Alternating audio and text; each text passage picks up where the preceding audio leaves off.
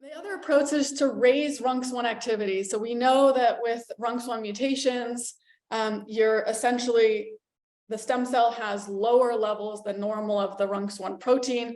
And because RUNX1 is a transcription factor and it controls a number of genes downstream of it, a number of proteins downstream, if you were able to identify anything that could increase or decrease, depending on what RUNX1 does, if you could have a drug that could alleviate that loss of RUNX1, that's another rational approach, right? Probably one of the most straightforward ways of going. So here, this is just essentially taking a blue seed and with a drug turning it into a green seed and having it over time take over, and now you've got a green lawn.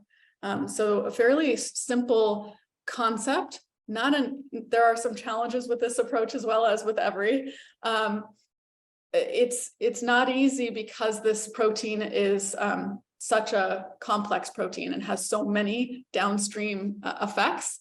But the good news is that we do have some really exciting developments there.